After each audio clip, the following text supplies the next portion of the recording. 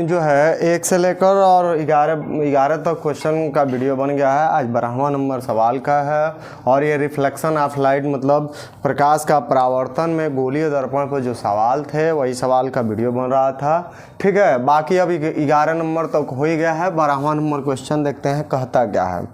कह रहा है 12 सेंटीमीटर फोकस दूरी वाले अवतल दर्पण के सामने 4 सेंटीमीटर लंबी एक वस्तु रखी गई है और इसका 1 सेंटीमीटर लंबा प्रतिबिंब बनता है, तो वस्तु की स्थिति बताइए। आपको कुछ नहीं करना है, दिया क्या है फिर करना क्या है।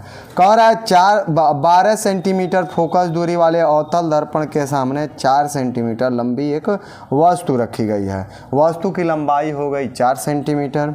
आगे कह रहा है इसका 1 सेंटीमीटर लंबा प्रतिबिंब बनता है, तो वस्तु की स्थिति ज्ञात कीजिए कितना दूर बनेगा। सबसे पहले आपको प्रतिबिंब की स्थिति ज्ञात करना पड़ेगा, तब वस्तु की स्थिति निकालेंगे।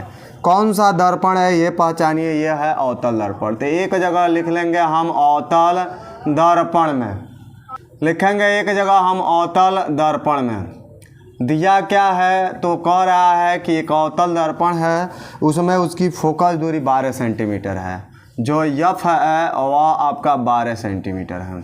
ठीक है, आगे कह रहा है कि अवतल दर्पण के सामने 4 सेंटीमीटर लंबी वस्तु रखी गई है, मतलब वो जो हो गया वह 4 सेंटीमीटर है। आगे कह रहा है कि इसका 1 सेंटीमीटर लंबा प्रतिबिंब बनता है, प्रतिबिंब की लंबाई हो गई 1 सेंटीमीटर। आगे फिर पढ़िए, तो वस्तु की स्थिति ज्ञात कीजिए, मतलब कितना दूर वस्तु बनेगा ये पूछ रहा है। तो सबसे पहले आपको लगाना पड़ेगा रेखीय आवर्धन का फार्मूला। रेखीय आवर्धन बराबर हम क्या जानते हैं, परिभाषा क्या होती है। तो रेखीय आवर्धन जो होता है मतलब मैं ही हूँ और मेरा प्रतिबिंब कितना बड़ा बना है, तो प्रतिबिंब मेरा कितना बड़ा है अब मैं कितना बड़ा हूँ, इन्हीं का अनुपात कर दीजिए, तो वही रेखीय आवर्धन कहलाता है। फार्मूला होता है m बराबर I/O या m बराबर होता है V/U, और इसी का कंपेयर कराते हैं तो I/O बराबर V/U होता है। I कितना है तो आपका 1 सेंटीमीटर है, O कितना है तो वह 4 सेंटीमीटर है, V रहने दीजिए, U रहने दीजिए, क्रॉस मल्टीप्लिकेशन करा दीजिए, तो U बराबर इसको क्रॉस कराएंगे तो 4V हो जाएगा, क्योंकि U कने U 4 कने 4V हो जाएगा। ये U की मान निकल गया। अब आपको करना क्या है, करना कुछ नहीं है, मिरर फार्मूला लगाना है। होता है 1/F = 1/V और फिर प्लस 1/U, और आपका कनकेव मिरर है तो सभी दूरियां क्या होती हैं, माइनस होती हैं। तो बस इसमें आपको वैल्यू पुट करना है। 1/F, F का मान कितना है तो -12 है, इक्वल टू 1/V, V का मान कितना है तो V को V रहने दीजिए माइनस में, फिर प्लस 1/U, U का मान कितना है तो आपका 4V आया है, यहाँ रख लीजिए 4V माइनस में। कभी भी हर ऋणात्मक नहीं होता है, तो -1/12 हो गया, या -1 क्या हो जाएगा V, ये प्लस है माइनस है, माइनस हो जाएगा 1 कितना 4V। अब आपको कुछ नहीं करना है, यहाँ ऊपर नीचे 4 से गुणा करिए, 4 से भाग दे दीजिए, एलसीएम हो जाएगा बराबर आपका हो गया 1/12 कितना 12 माइनस में, और ये हो जाएगा 4 × 4। ठीक है, जब गुणा कराएंगे तो हमारा कितना होगा, ये -1 में 4 से तो -4, नीचे कराएंगे तो 4V, ये हो जाएगा माइनस कितना तो आपका 1 माइनस है 1 कितना तो 4V।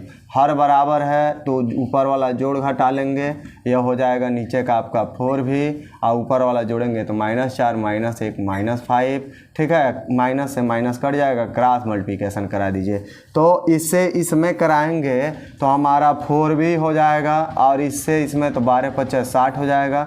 V बराबर कितना हो जाएगा तो हमारा हो जाएगा, यहाँ लिख देते हैं, यहाँ साफ़ सुथरा आ जाएगा, इससे इधर भेजते हैं तो V = हमारा हो जाएगा कितना 60/4, मतलब V बराबर हमारा हो गया 15×4 = 60, 15 सेंटीमीटर।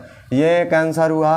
अब आपको U चाहिए तो अतः करके पुट कर दीजिए, तो आ जाएगा आंसर यू। कह रहा था कितना दूरी पर वस्तु होगा कि उसका 1 सेंटीमीटर लंबा प्रतिबिंब बने, तो इसमें रखिए 4, अभी का मान है 15, गुणा करा देंगे तो 15 चौको कितना हो जाएगा 60 सेंटीमीटर दूरी पर वस्तु रखेंगे तो दर्पण से 15 सेंटीमीटर दूरी पर प्रतिबिंब बनेगा। और कितना लंबा बनेगा, तो 1 सेंटीमीटर लंबा का प्रतिबिंब बनेगा। देखिए कितना आसान था। ठीक है, अगला सवाल देखते हैं हम 13 नंबर क्या कह रहे हैं।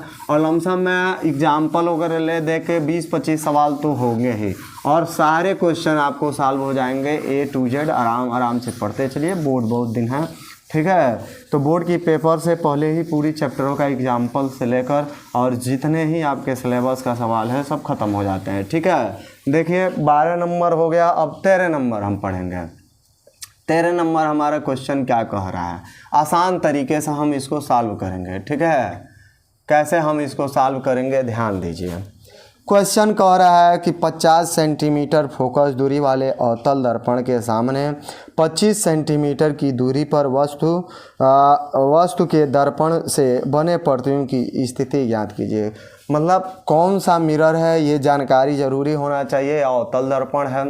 क्वेश्चन एक बार ध्यान से देख लीजिए, क्या रहा है, कह रहा है 50 सेंटीमीटर फोकस दूरी वाले, फोकस दूरी हो गया 50, अवतल दर्पण के सामने, कौन सा दर्पण है, तो एक जगह लिख दीजिए अवतल दर्पण में। ठीक है, एक जगह हमने लिखा अवतल दर्पण में। दिया क्या है, तो 50 सेंटीमीटर फोकस दूरी वाला है, यफ दे दिया है आपका 50 सेंटीमीटर हो गया। आगे कह रहा है 50 सेंटीमीटर फोकस दूरी वाले अवतल दर्पण के सामने 25 सेंटीमीटर की दूरी पर यू हो गया हमारा 25 सेंटीमीटर। ठीक है, आगे कह रहा है कि दूरी पर रखी वस्तु के दर्पण से बने प्रतिबिंब की स्थिति ज्ञात कीजिए। भी पूछ रहा है कितना प्रतिबिंब की स्थिति, कितना दूरी बनेगा। नॉर्मली बात मिरर फार्मूला लगाइए, 1/f इक्वल टू, ये तो एकदम आसान है, 1/v प्लस 1 क्या होता है यू होता है। ये कनकेव मिरर में जब ये मिरर फार्मूला है। ठीक है, मगर वही जब हम कनकेव मिरर की बात करते हैं तो सभी दूरियां हमारा क्या हो जाता है, तो ऋणात्मक हो जाता है। सभी दूरी हमने माइनस कर दिया। करना क्या है आपका 1/f देख लीजिए कितना है, तो 50 है, माइनस में कर देंगे, इक्वल टू 1/v रहने दीजिए। ठीक है, फिर प्लस 1/u, यू कितना है, तो आपका 25 है, माइनस में हो जाएगा। हर कभी भी ऋणात्मक नहीं होता, ऊपर भेज दीजिए, तो -1/50 हो गया 50 बराबर -1/50 हो जाएगा भी, प्लस है माइनस हो जाएगा 1/50 कितना, तो 25। इसको रहने दीजिए, इसको इधर भेजिए, तो आपका हो जाएगा कितना, -1/50 आपका 50 है, ये इधर आएगा तो माइनस हो जाएगा 1/25, यह बराबर हो जाएगा -1/v। ये हो गया। अब आपका जो है हर बराबर नहीं है, या तो आप इसको क्रॉस मल्टीप्लिकेशन करके भी सॉल्व कर सकते हैं, और नहीं तो ऊपर नीचे यहाँ 2 से गुणा कर दिए, मल्टीप्लाई भी कर देंगे तो भी आ जाएगा। तो -1/50 -1/, कितना हो गया, तो 25। इसमें आप 2 से गुणा कराइए, 2 से भाग दे दीजिए, -1/, क्या हो जाएगा भी, हर बराबर नहीं है तो हमने 2 से ऊपर नीचे गुणा कराया, 50 आ गया, तो यहाँ 50 हो जाएगा, हिजाब हो जाएगा 2/50 बराबर -1 कितना भी। यह हर बराबर हो गया। आप क्या लिखिए 50 लिख दीजिए, कितना लिख देंगे, तो हम नीचे का हर एक लिख लेंगे 50, अब -1 -2 -3 हो जाएगा बराबर -v/1 कितना, तो v माइनस से माइनस कट जाएगा, यहाँ से v से गुणा कराएंगे तो 3v हो जाएगा, इधर हो जाएगा 50।